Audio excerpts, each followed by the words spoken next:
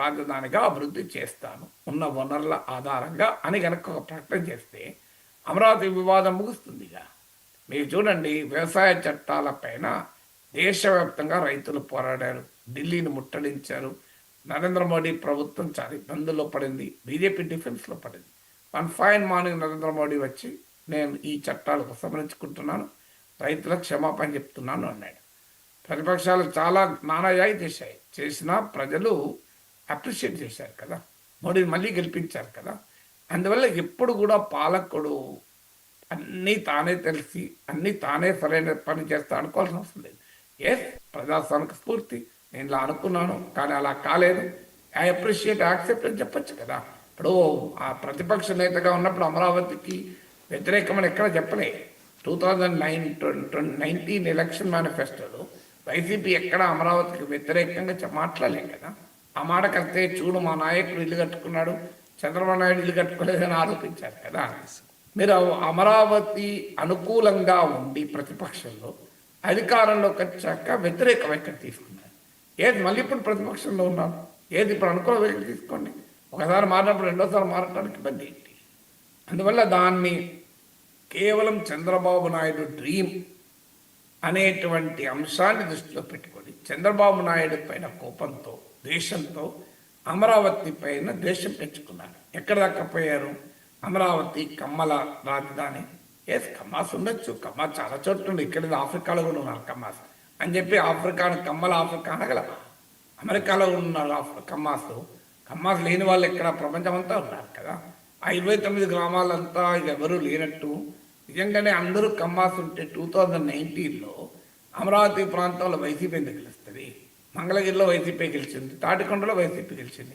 ఇప్పుడు జగన్మోహన్ రెడ్డి చెప్తున్నట్లు ఆ రాజధాని ప్రాంతంలో కమ్మలే ఉండి కమ్మలే బెనిఫిట్ అవుతే మరి కమ్మ ప్రాధాన్యత కలిగిన సీట్లలో వైసీపీ ఎట్లా గెలిచింది? గెలిచిన అతను కూడా రామకృష్ణారెడ్డి కదా, నారా లోకేష్ ఓడిపోయాడు కదా, చంద్రబాబు నాయుడు కొడుకే ఓడిపోయాడు కదా. అందువల్ల ఇది రియాలిటీ కాదని జగన్ కూడా తెలుసు. కేవలం అమరావతిని వ్యతిరేకించటానికి ఒకదాన్ని చంపాలంటే దాన్ని పిచ్చి కుక్క అనాలి కనుక అమరావతి పైన భయంకరమైనటువంటి విషయం చిమ్ముతూ వచ్చారు. ఇటీవల కూడా వరదలు వచ్చినప్పుడు మళ్ళీ అదే పాట, అమరావతి మునిగిపోతుంది. అమరావతి మునిగిపోయింది, విజయవాడ మునగలేదా? మీకు చెన్నై మునగలేదా? హైదరాబాద్లో వరదలు రాలేదా? ఈ మధ్య మూసీ నది వరదలు హైదరాబాద్ మునగలేదా? ముంబై మునగలేదా? వరదల్లో మునగ నగరాలు ఏంటి? కానీ ఇది వరదలలో మునిగిపోతాయి. ఇలా రకరకాల ఆర్గ్యుమెంట్స్ ద్వారా అమరావతి పైన, అమరావతిలో ఇన్సైడర్ ట్రేడింగ్ జరిగింది. సో ఇన్సైడర్ ట్రేడింగ్ జరిగిందా లేదా అని ఒక అంశం. జరిగితే దానికి అమరావతిని అంగీకరించకపోవడం ఏంటి? పోనీ 3 రాజధానులు అవన్నీ చేస్తారా? దాన్ని కూడా ఇంప్లిమెంట్ చేయలే. ప్రతిసారి సంక్రాంతికి విశాఖ ఇన్వెస్టర్ల మీటింగ్కి వెళ్ళి నేను కూడా విశాఖకు మారుతున్నాను, ఇలా విశాఖకు మారుతున్నాను ఎన్నిసార్లు ముహూర్తాలు పెట్టారు చెప్పండి. పోనీ విశాఖ మారినరా? లేదు. పోనీ రాయలసీమ న్యాయ రాజధాని అని చెప్పి హైకోర్టు తెచ్చారా? లేదు. సో ఆఖరికి ఆంధ్రప్రదేశ్ను అమరావతి పైన దేశం వల్ల రాజధాని లేని రాష్ట్రంగా మిగిల్చారు కదా. అందుకే మీరు గమనించండి, జగన్ను వైజాగ్లో క్షమించలేదు, రాయలసీమలో క్షమించలేదు, అమరావతి గడ్డ పైన ఎలాగో క్షమించారు. ఇంత జరిగాక కూడా స్టిల్ వై ఈజ్ ఈ నాట్ లెర్నింగ్? ఎందుకు నేర్చుకోలేదు మీరు? ఏ సర్వేలైనా చూడండి, అనేక సర్వేలు చూశాను. జగన్మోహన్ రెడ్డి అమరావతి పైన తీసుకున్న వైఖరిని ప్రజలు వ్యతిరేకించారు, ఇప్పటికీ వ్యతిరేకిస్తున్నారు. వైసీపీ ఓటర్లే కాదు, స్వింగ్ ఓటర్లు కూడా వ్యతిరేకిస్తున్నారు. చంద్రబాబు నాయుడు అరెస్టును వైసీపీ ఓటర్లే కాదు, స్వింగ్ ఓటర్లు కూడా వ్యతిరేకించారు. ఇప్పుడు కొన్ని అంశాలపైన స్పష్టత ఉన్నారు. ఇప్పుడు మెడికల్ కాలేజ్ ఉంది, డెఫినెట్గా టీడీపీ ఓటర్లు కూడా ఈ పీపీపీ మోడల్ వ్యతిరేకిస్తున్నారు. ఇవాళ చంద్రబాబు నాయుడు అంగీకరించకపోవచ్చు, కేశవ్ అంగీకరించకపోవచ్చు, నేను చూశాను ఆర్థిక మంత్రి బయట కూడా. కానీ రియాలిటీ ఏంటి? మీరు ఒకసారి ప్రజలు అడగండి. మెడికల్ కాలేజీలు పీపీపీలు ఉండడాన్ని వైసీపీ వాళ్ళే వ్యతిరేకిస్తలేరు, జనరల్ ప్రజలు కూడా వ్యతిరేకిస్తున్నారు. సో అందువల్ల వాస్తవంగా క్షేత్రస్థాయిలో ప్రజల అభిప్రాయం ఏంటి అనేది అర్థం చేసుకోకుండా మేము ఇప్పటికీ మా రాజకీయ విధానాలు చేపడతామంటే అది సరైనది కాదు కదా. ఇప్పుడు మీకు హైదరాబాద్లో చంద్రబాబు నాయుడు ఐటీని ప్రమోట్ చేశారు. అఫ్కోర్స్ అంతకుముందు జనార్దన్ రెడ్డి ప్రభుత్వంలో ఉన్నప్పుడు అప్పుడప్పుడే సాఫ్ట్వేర్ టెక్నాలజీ పార్కులు మొదలు పెట్టారు. బట్ డెఫినెట్గా హైదరాబాద్ను ఐటీ రాజధానిగా గుర్తింపు తెచ్చింది చంద్రబాబు నాయుడు ముమ్మాటికి. దీంట్లో ఎవరికి అనుమానమే లేదు కదా. So even BRS KT Rama Rao కూడా దీన్ని అంగీకరించారు కదా. చంద్రబాబు నాయుడు ప్రత్యర్థులు కూడా దీన్ని ఒప్పుకోవాల్సిందే కదా. మన తర్వాత వచ్చిన రాజశేఖర రెడ్డి చంద్రబాబు నాయుడుకు ఆగర్భ శత్రువు కదా. హైదరాబాద్ ఐటీ రంగం నాశనం చేశారా మీరు ఎక్కడన్నా? పోనీ తర్వాత వచ్చినటువంటి కాంగ్రెస్ ముఖ్యమంత్రులే కాదు, కేసీఆర్ వచ్చాడు. కేసీఆర్ ఏమైనా హైదరాబాద్ ఐటీ రంగాన్ని నాశనం చేశారా? ఇప్పుడు రాజకీయాల్లో ప్రజల ప్రయోజనం అయ్యేదాన్ని ఎవరు ఆపకూడదు. ఇప్పుడు ఉచిత విద్యుత్ రాజశేఖర్ మొదలు పెట్టాడు, చంద్రబాబు నాయుడు అమలు చేయడం లేదా? కేసీఆర్ అమలు చేయలేదా? మీకు ఫీ రీంబర్స్మెంట్ ఆరోగ్యశ్రీ రాజశేఖర్ మొదలు పెట్టాడు, చంద్రబాబు నాయుడు అమలు చేయక తప్పడం లేదు కదా.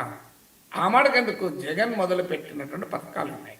మీకు ఉదాహరణకు తల్లికి వందనం, అమ్మఒడి, రైతు భరోసా, ఇప్పుడు వాహన మిత్ర, ఇవన్నీ కూడా చంద్రబాబు నాయుడు అమలు చేయడం లేదా? ఇవన్నీ జగన్మోహన్ రెడ్డి మొదలుపెట్టిన పథకాలే కదా, వైసీపీ చెప్తోంది కదా.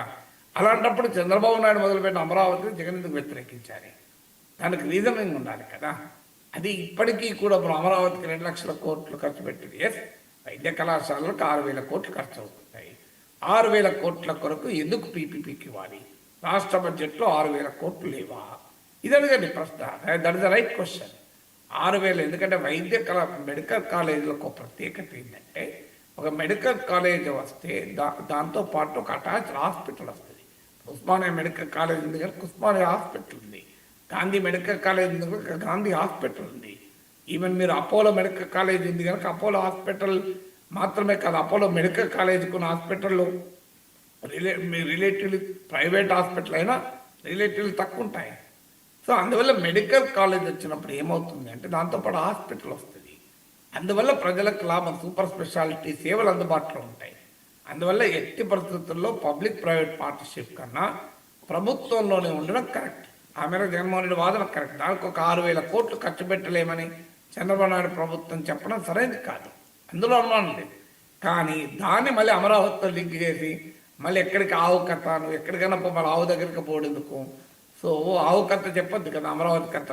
ఆవు కథలాగా అమరావతి కథ ఇప్పుడు ఎందుకు? మళ్ళీ ప్రతిదానికి మళ్ళీ అమరావతికి ఎందుకు ఇచ్చావు? అయ్యా అమరావతికి ఇచ్చేదాన్ని దాన్ని సెపరేట్ చేయి, దీనికి దానికి ఏంటి? ఇప్పటికైనా జగన్ అర్థం చేసుకోవాల్సిన అమరావతిపై అక్కసు, ద్వేషం, సెల్ఫ్ గోల్ అని ఇప్పటికైనా జగన్ షుడ్ రియలైజ్ ఇట్ కదా. రైట్ సార్, చిన్న బ్రేక్ తీసుకుందాం సార్. బ్రేక్ తర్వాత ఇవాళ